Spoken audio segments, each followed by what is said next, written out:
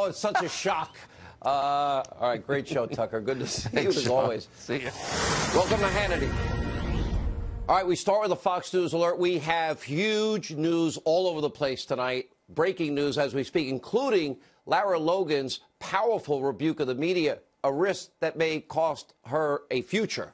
And also the lawyers for Nicholas Sandmann. Lynn Wood, yesterday filing a $250 million lawsuit against the Washington Post. He joins us tonight with an exclusive interview. But we begin tonight with this breaking news. Empire actor Jussie Smollett has been charged with felony disorderly conduct for allegedly filing a false police report. Now, this is a Class 4 felony, punishable by up to 3 years in prison. It's a major decision now by the prosecutors, and it comes as newly uncovered surveillance video. Look at this. Shows the two brothers that have allegedly testified before the grand jury today, paid by Smollett to stage the assault. And they're purchasing multiple items that were used in what now looks like a hate crime hoax, including glasses, a ski mask, even a red hat. And earlier today, these two men literally testified before the grand jury against Smollett. Now, with evidence mounting, Smollett is in serious legal jeopardy tonight, and it could get far worse. Federal charges could also be on the way. But tonight, Smollett's attorneys, they are pushing back in a statement. It says, quote, like any other citizen, Mr. Smollett enjoys the presumption of innocence, particularly when there has been an investigation like this one, where information, both true and false, has been repeatedly leaked. Given these circumstances, we intend to conduct a thorough investigation and to mount an aggressive defense, which, by the way, we believe in due process and the presumption of innocence here on this show. But earlier today, the attorney for the two brothers that you just saw on that surveillance tape had this message for the embattled actor. Take a look. Jussie Smollett says they're lying. What do you say to that? I think Jussie Smollett should come clear because the truth will set him free. Wow, powerful statement. We're going to take you live to the ground in Chicago. A full report coming up in just minutes and a lot more coming up. Sadly, what we see with Smollett is absolutely nothing new in terms of the media buying a hoax, hook, line, sinker. They go all the way in. Now, our top story tonight, Hannity watch into this abusively biased, hateful mob media in America. Remember, not so long ago, countless so-called journalists, pundits from all these other outlets threw caution to the wind in order to support Jussie Smollett and his very flawed story. I was warned early on, be careful. We didn't talk about it for a long time, waiting for the facts to come in. Now, despite the glaring red flags, they desperately wanted these wild claims and his narrative to be true. According to the mainstream media, all Trump supporters are racist, sexist, homophobic, xenophobic, Islamophobic. We're all monsters that want dirty air, water, and to kill grandma and kids. But their coverage of Smollett, it's only a tiny tip of the iceberg in what is a media mob coordinated character assassination that takes place so often. They are wrong so often that fake news is abundance in this country. Remember the outrageous, despicable treatment in the media of now Supreme Court Justice Kavanaugh? What about the Duke lacrosse case? What about the UVA rape case? What about Ferguson, Missouri? What about Baltimore? What about the Covington high school kids? Well, now famed attorney, somebody I've known a long time, Lynn Wood, has filed a massive $250 million lawsuit against the Washington Post on behalf of Nicholas Sandmann, a brutally devastating 38-page lawsuit. You can see it on Hannity.com. Lynn will be here in just a few minutes. Now, his newest client, a 16-year-old, 115-pound Covington high school student who was absolutely vilified by this media mob after he was videotaped standing, saying nothing, smiling, and trying not to react to all that was going on around him. As you can see, a 64-year-old Native American activist drumming right in his face and screaming rather loudly in his face, despite showing incredible, amazing, great restraint and staying calm and doing absolutely nothing wrong. Nicholas Sandmann was repeatedly smeared, slandered, his character assassinated over and over again and again on a national stage. They falsely reported that Nicholas Sandmann approached the Native American activist. It was the other way around. They falsely reported that Nicholas Sandmann was a racist and disrespectful and mean-spirited and even physical. All of that's not true. They did all of this based on what was only a short, inconclusive 15-second clip, which showed absolutely nothing. But from print media, Hollywood actors and actresses, Democrats, cable news, major networks, nonstop, absolute, complete pile-on. Fake news, character assassination against a 16-year-old kid that it turns out did nothing wrong, except maybe wear a MAGA hat. Watch this. Some students harassing an older Native American man, a Vietnam vet, in the midst of a special ceremony. Native American advocates say the video speaks for itself. He got caught doing something that was incredibly racist and disrespectful. It sounds like the main one who was standing right in the face of the Native American leader is already regretting some of those actions. There were a lot of people who said that, build the wall, said that was shouted. These actions of our students are inconsistent with the teachings of our church. And they're all jeering and they're dancing. He's got this smug look on his face. And let's not lie, everyone that sees that smug look wants to punch that kid.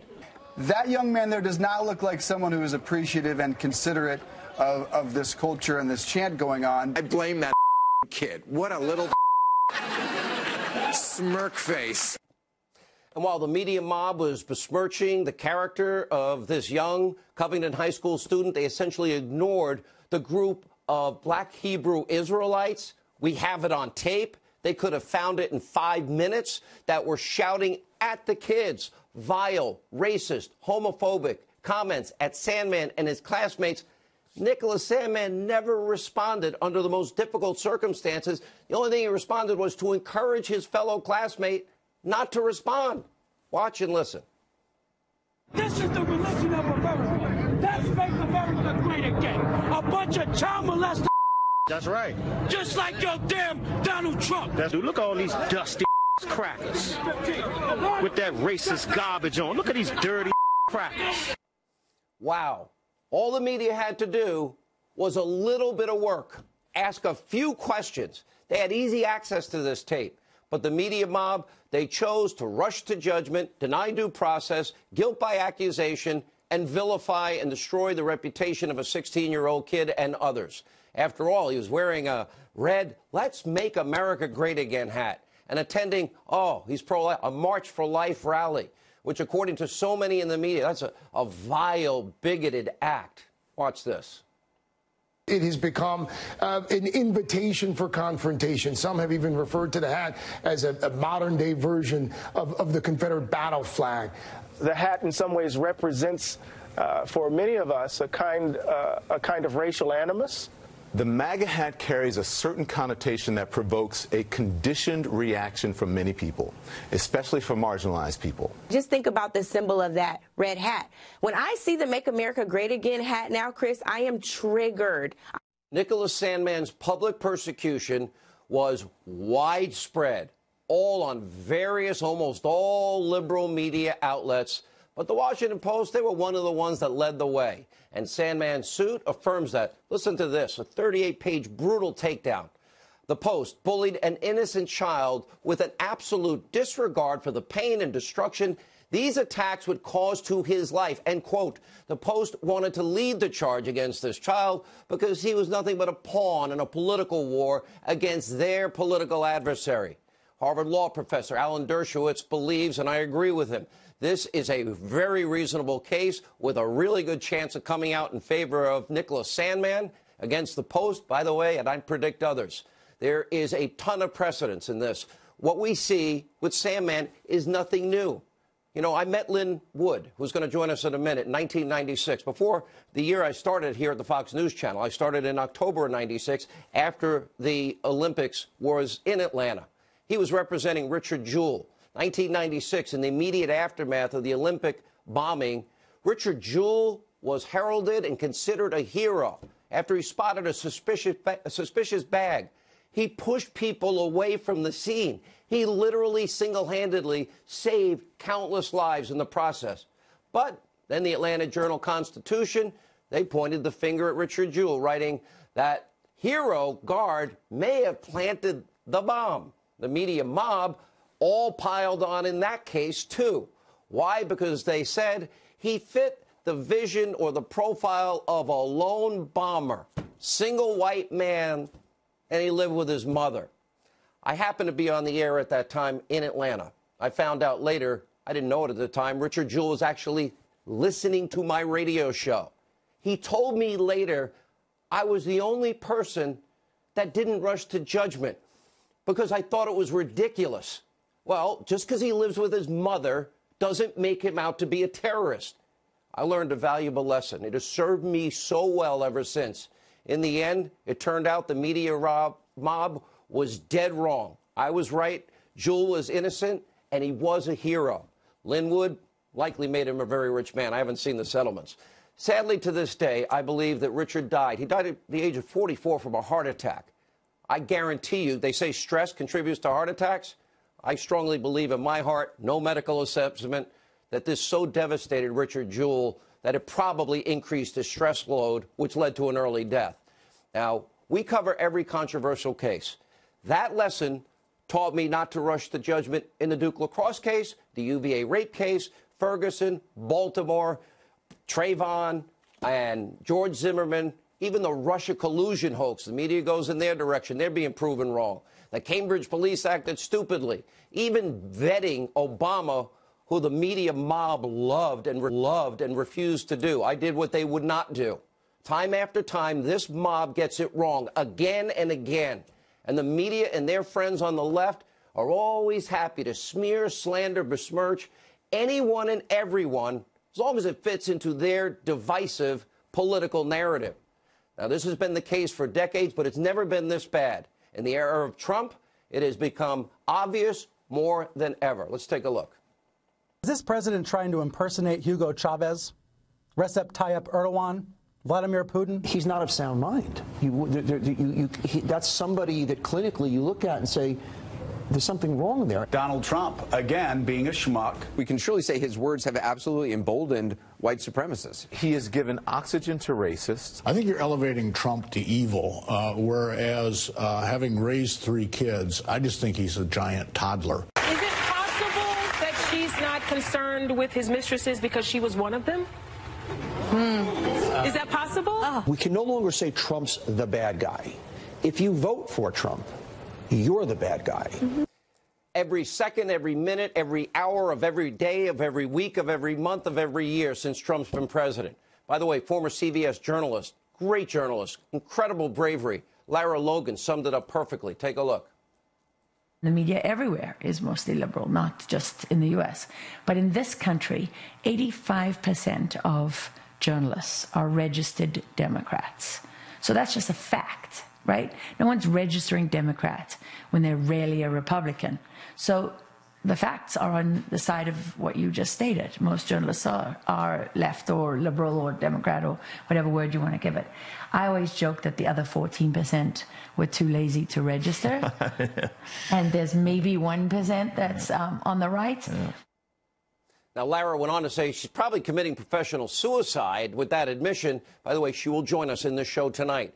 First, before we talk to Attorney Linwood, we have other big news. It appears the Mueller probe is finally wrapping up. Sources telling the Fox News channel the investigation is, quote, near the end game. And while the Department of Justice, the special counsel's office, have declined to comment, even fake news CNN, maybe they got something right. They're reporting Mueller could submit his findings to the Attorney General, Bob Barr, as early as next week.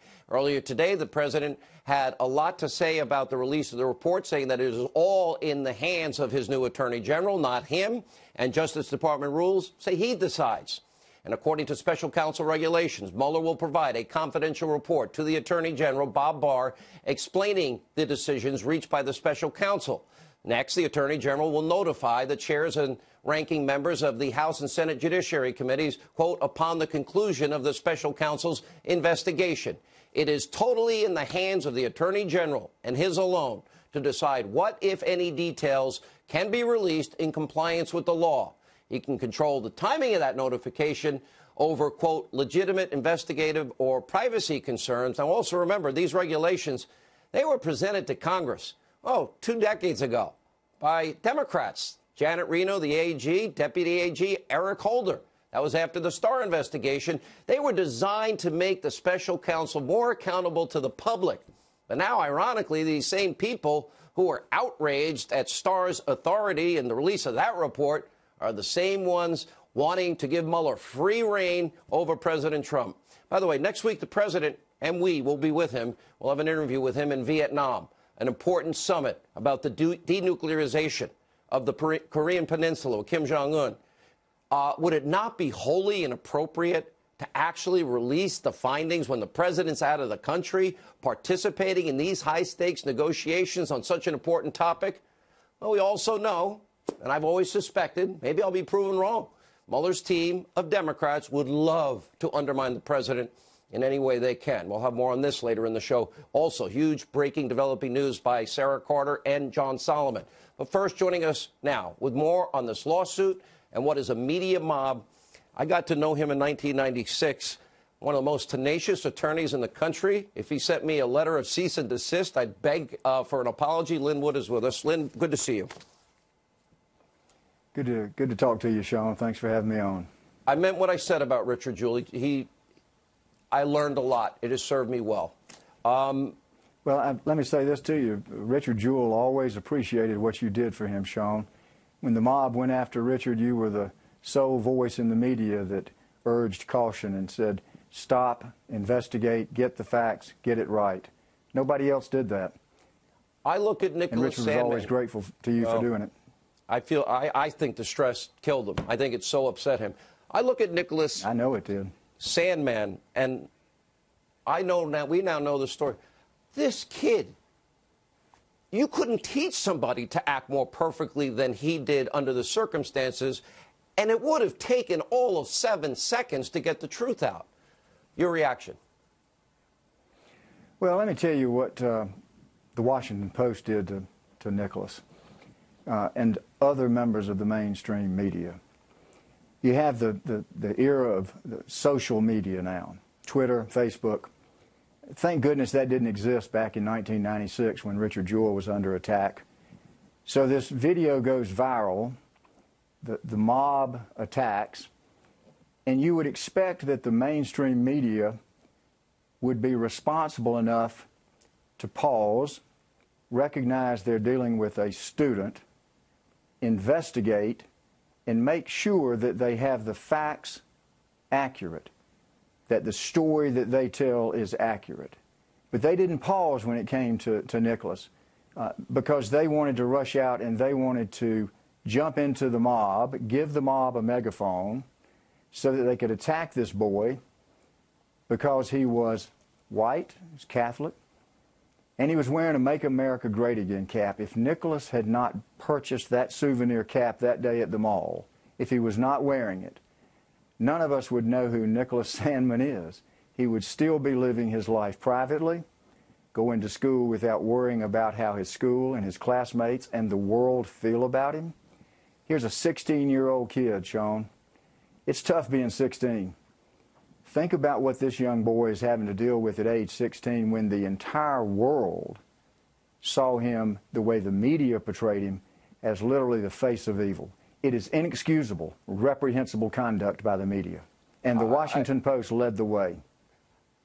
Well, you also telegraphed my interpretation. I've read every word of your 38-page complaint that CNN's not far behind, NBC's not far behind. But, Lynn, I've got to imagine if you add up all media outlets in this day and age and include Hollywood actors and actresses with the fame behind and the power of the pulpit that they have, hundreds, thousands of potential lawsuits here? Certainly hundreds. The good news is that we have 2.5 years to identify and file lawsuits against the wrongdoers. Because he's a minor, Nick will turn 18 in July of 2020. We've got 2.5 years, and we've got a lot of work to do because the social media and mainstream mob of bullies was extremely large in number, and they were very vocal. And the mainstream media, like the Washington Post, gave them a megaphone to go out and to shout to the world that this young boy had instigated this event, which he did not, had engaged in behavior swarming around Mr. Phillips, which he did not, had blocked Mr. Phillips' ability to leave the scene, which he did not. I mean, Nicholas Sandman, as you said, Sean, He didn't do anything wrong. He exhibited the most respectful behavior of anyone involved in this incident. You know, he was a child. He was accosted by adults, the black Hebrew Israelites, as your clip showed, yelling the most obscene slurs at these boys, homophobic, racist slurs. And then you have this character Phillips, and I say character because let me tell you, I've watched what he said. He doesn't tell the same story twice because he's a liar. And yet the media put him on interview after interview to tell his false story and condemn this young, innocent boy. Well, I assume that by those comments, and I think you said on Twitter that you would sue Nathan Phillips as well. You know, I watched what those kids went through and what these people said to them. They said nothing back. I don't know if I'd have that kind of restraint. It's kind of amazing. They said that he went and confronted Nathan Phillips. Just the opposite. I went through a litany of high-profile cases, Linwood. They get it wrong all the time, this mob. Listen, you dated both of us talking about 1996. I have spent the last 23 years of my career. I'm sorry? You still look the same. I've spent, well, thank you. Both of our hair is a different color now than it was back then. But I've spent the last 2 decades working in the area of First Amendment law, trying to protect individuals' reputations and seek redress from false attacks. And I've watched it, Sean, deteriorate over the 2 decades. It's gotten worse and worse, and now it's reached the point where they're attacking falsely a child. I am really... Things have got to change, and there's got to be accountability. And I know you don't need the money. I know that this is your passion. I am happy that they hired you. You're the best person in this. Linwood, thank you. When we come back, we'll go to Chicago. Breaking news on the Jussie Smollett and Lara Logan, exclusively on Hannity.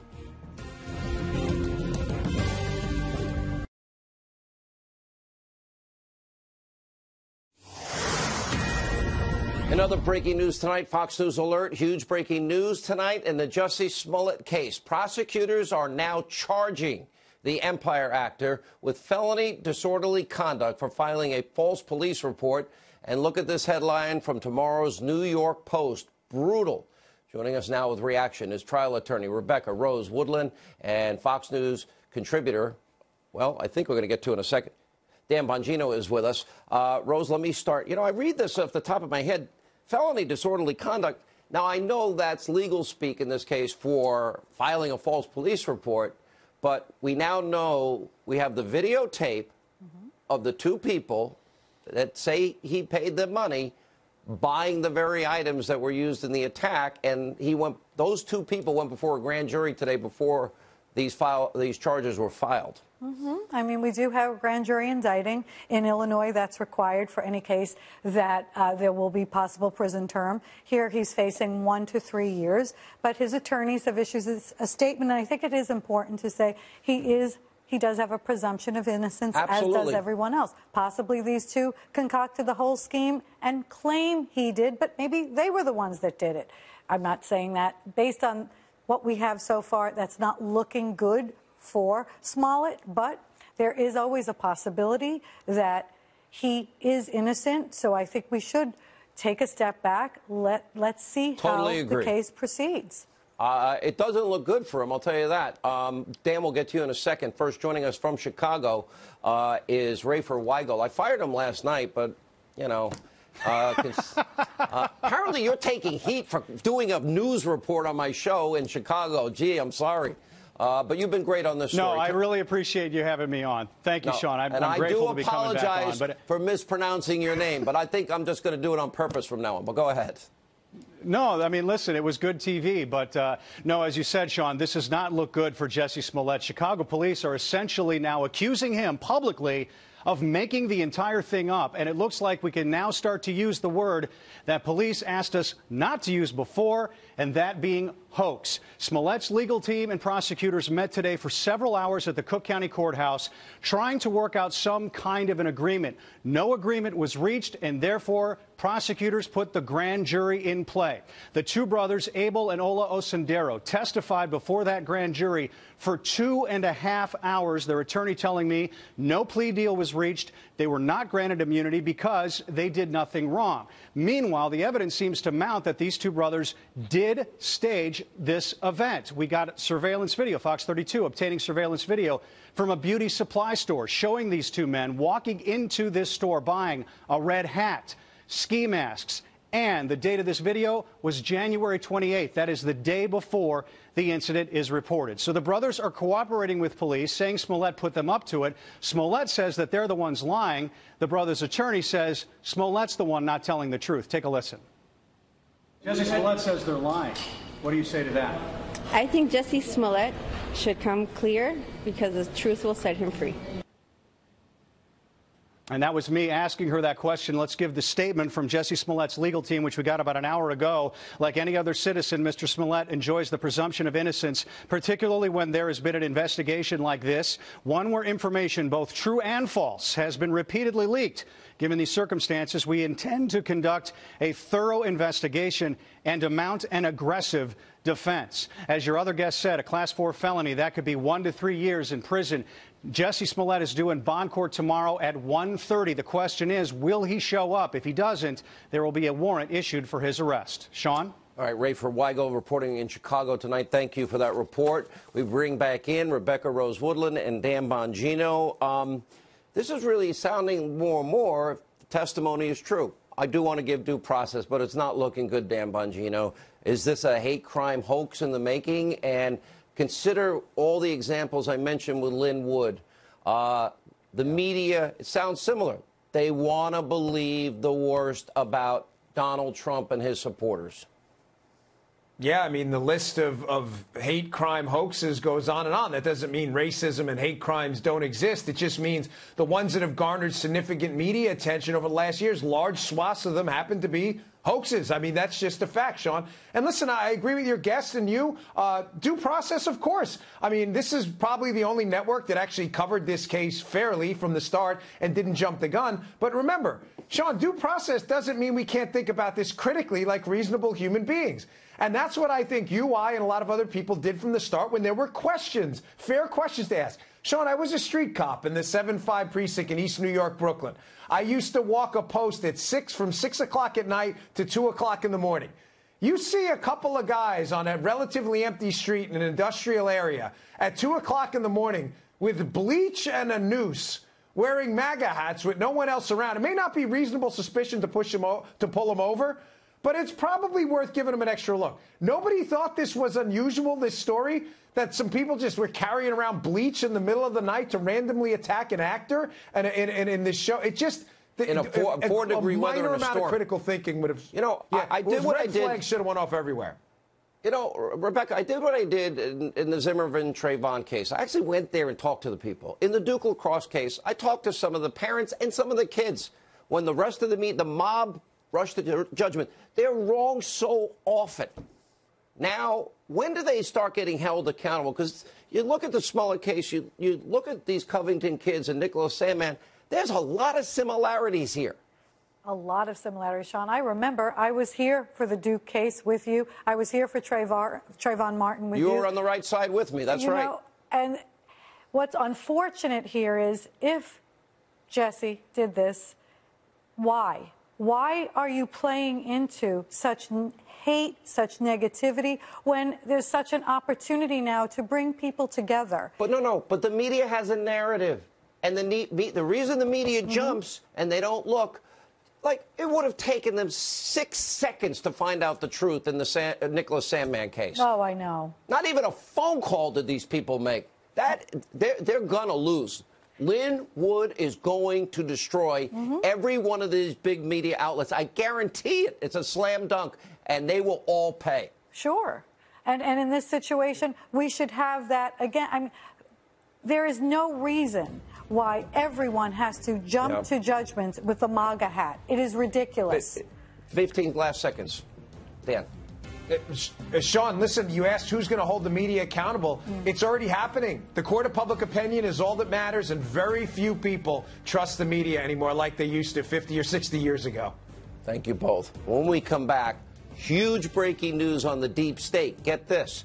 Turns out the FBI's top lawyer wanted to charge Hillary Clinton.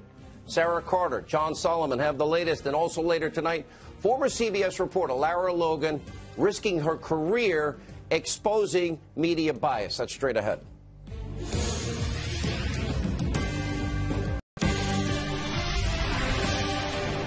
He's a tremendous man, a tremendous person who really respects this country and respects the Justice Department. So that'll be totally up to him. Yeah. And by the way, Democrats, Janet Reno, Eric Holder, they were pushing that. President Trump earlier today making it clear that it is up to the Attorney General, William Barr, on whatever release or no release of Mueller's findings. Tonight, we do have major developments. Hannity watch on the deep state. Unelected bureaucrats caught trying to undermine President Trump. First, to prevent him from getting elected, and then to undermine his election and undo the will of the American people and their blind loyalty to James Comey. All right, with our reports tonight, Sarah Carter and John Solomon reporting. Former top FBI lawyer James Baker believed the Clintons' use of a private server was, in fact, enough to secure an indictment and charge her for violations under the Espionage Act. And I'll add, yeah, deleting subpoenaed emails is another thing. Baker suspiciously changes his mind after discussions with Comey. Of course, a Clinton lover and other senior officials. Remember, it was disgraced FBI official Andrew McCabe ramped up his efforts to undermine the president after Comey was fired in May of 2017. Oh, and don't forget, well, maybe we'll tape the president. Maybe we'll invoke the 25th Amendment. Here now, the Hill's John Solomon with his report also about a possible third dirty dossier. Yep, Bruce Orr's wife, Nellie. Yeah, she produced it. John Solomon from The Hill and Fox News contributor, Sarah Carter, investigative reporter. Sarah, let's start with the FBI issue first. And both you and John report this, that Baker originally believed what we all know is a fact. Hillary Clinton committed a felony that was the violation of the Espionage Act, and I believe obstruction of justice after, and they rigged the investigation. Yeah, Sean, what's so fascinating about Baker's testimony is that he's going through this back and forth with John Ratcliffe out of Texas, who's questioning him about this. And he specifically states that he absolutely believed from the beginning, when he went through this binder, he was basically given a binder with the classified emails, with documents. He was appalled. He didn't see any other way around it but to charge Hillary Clinton. And he continued to battle, according to his own testimony, with people in his office, along with Comey as well. He had these arguments going back and forth until the very end. And it wasn't until the very end that he changed his mind. But more importantly, when Ratcliffe questions him again, and he says, do you still believe it is appalling what happened, the mishandling of these classified documents, which Baker himself describes as highly classified documents? He said yes. He basically said yes. Even to this day, he believes it was appalling. I think the question is, why at the very end did he because jump the answer and is change? They wrote an exoneration in May. That's right. Strzok, who said Clinton should win $100 million to zero, he conducted the interview. The fix was in. She got away with stuff no other American citizen could ever get away with. And then the dossier, the Russian lies, ironically, never investigated, lying to the FISA court, then using it to sabotage and unseat a duly elected president. John Solomon, you report on this as well as the third dossier written by and produced by Nellie Orr, Bruce's wife. Yeah, I'm really struck today. Sean, early in the show, you talked about how much the story shifted on Covington, how much it shifted on the attack in Chicago. Think about how much these two stories on Hillary Clinton and Donald Trump have shifted from what the media originally reported, what we now know today. For a long time, the FBI said everyone was in unanimity about not charging Hillary Clinton. Now we find out to the very last minute James Baker is fighting and disagreeing with that decision.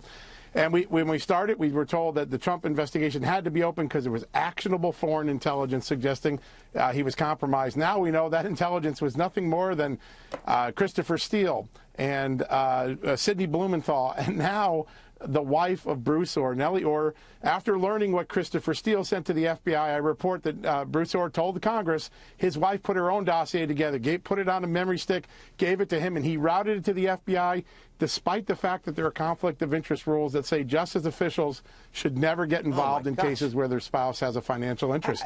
It's remarkable. This story has evolved so much. We only have a small sampling of all these interviews. We don't.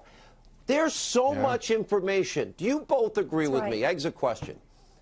That, in fact, when everything comes out, there's at least probably a dozen people that should be charged here? Sarah?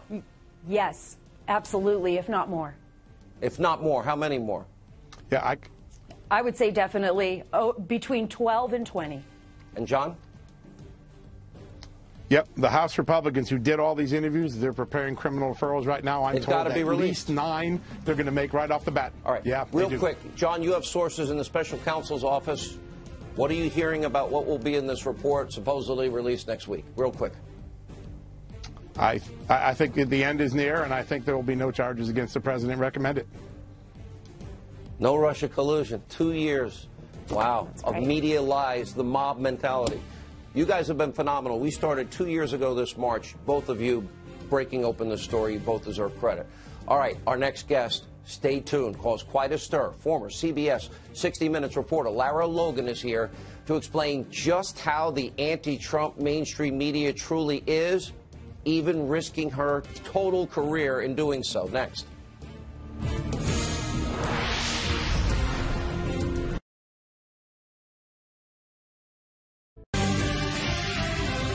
The media everywhere is mostly liberal, not just in the US.